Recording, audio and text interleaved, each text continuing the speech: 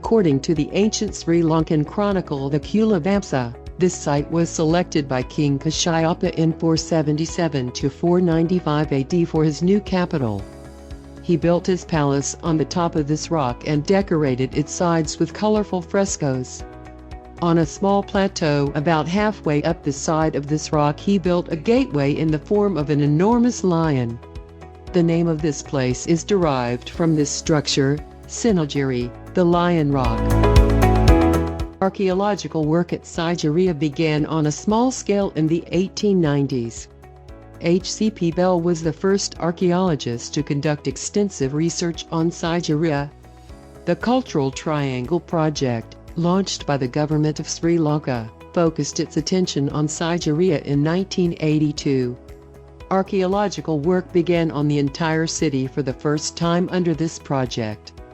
There was a sculpted lion's head above the legs and paws flanking the entrance, but the head collapsed years ago. Frescoes. John Still in 1907 wrote, "The whole face of the hill appears to have been a gigantic picture gallery. The largest picture in the world perhaps." The paintings would have covered most of the western face of the rock, an area 140 meters long and 40 meters high. There are references in the graffiti to 500 ladies in these paintings. However, most have been lost forever.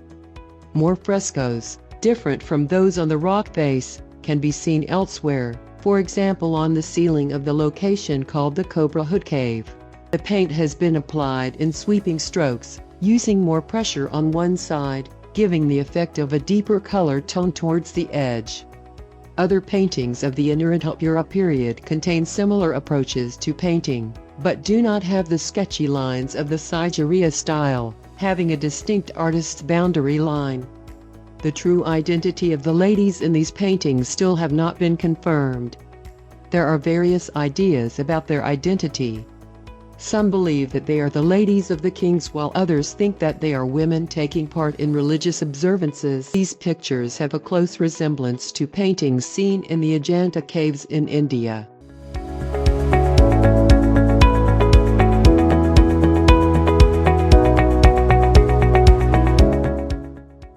Mirror wall. Originally this wall was so highly polished that the king could see himself whilst he walked alongside it. Made of brick masonry and covered in highly polished white plaster, the wall is now partially covered with verses scribbled by visitors, some of them dating from as early as the 8th century. Most, however, date from the 9th and 10th century. People of all walks of life, from poets to provincial governors to housewives, wrote on the wall. 1. Even bhikkhus were not exempt. They wrote poetry on varying subjects such as love, irony, and experiences of all sorts. This is the only evidence of poetry found in the Anuradhapura period. Water gardens. The water gardens can be seen in the central section of the western precinct. 3 principal gardens are found here. The first garden consists of a plot surrounded by water. It is connected to the main precinct using 4 causeways, with gateways placed at the head of each causeway.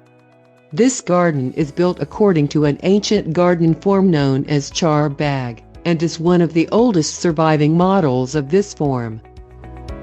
Sigiriya today is a UNESCO-listed World Heritage Site. It is one of the best preserved examples of ancient urban planning.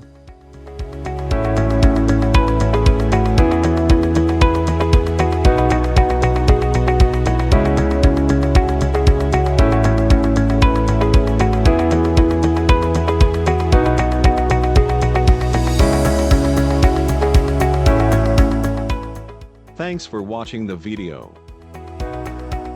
Don't forget to subscribe.